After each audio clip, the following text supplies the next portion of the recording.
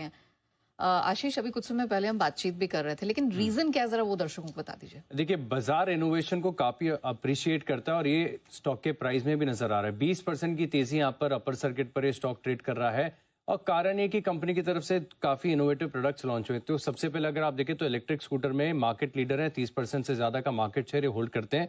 लेकिन एक नई कैटेगरी निकल कर आई है अफोर्डेबल छोटे स्कूटर्स की, जिनका इस्तेमाल गिग वर्कर्स करते हैं। गिग वर्कर्स से मेरा मतलब ये है कि जैसे आपके फूड डिलीवरी वाले पार्टनर्स होते हैं, वो आपके घर पर जब लेकर आते हैं तो इन्हीं छोटे इलेक्ट्रिक स्कूटर्स का इस्तेमाल करते हैं डिलीवरी के लिए। और इनकी पॉपुलैरिटी अगर आप देखें तो लगातार बढ़ती जा रही है। इसका मार्केट का साइज और स्केल भी बहुत बड़ा है।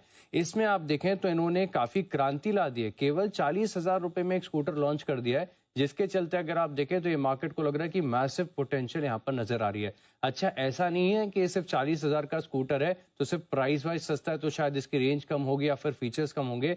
अगर आप कंपैरेटिव करके देखेंगे तो सब कुछ बेहतर है स्टॉक में और बाकी के पीएस के मुकाबले इनका स्कूटर काफी बढ़िया है। सबसे पहली बात अगर आप देखें तो कंपैरेटिव देखिए, 40,000 रुपए में 112 किलोमीटर की रेंज ये स्कूटर दे रहा है।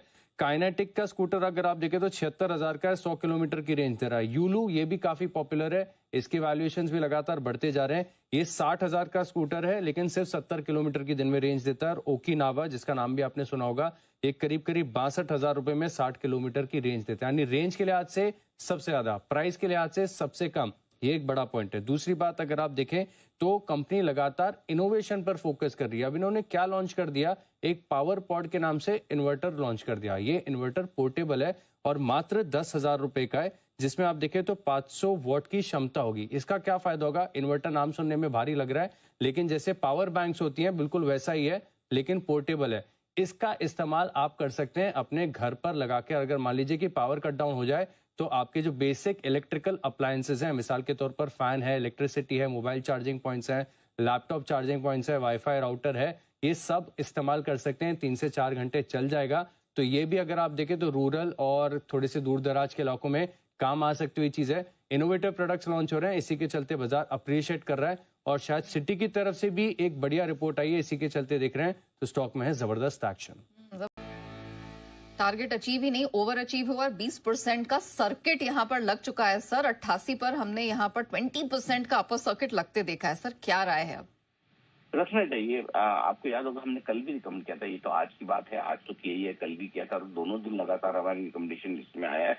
और हमारा टारगेट सिंपल था कि 70 रुपए पर रिस्क रिवॉर्ड रेशियो कम है, बहुत फेवरेबल है। होने को 5 रुपए, आने को 25 रुपए। तो मेरा ये मानना है नेहा, कम से कम 100 रुपए का टारगेट तो पहले है ही और उसके बाद थोड़ा और बड़ा टारगेट हम लेकर चलेंगे। पहले 100 के बाद आसपास रिवाइज करेंगे।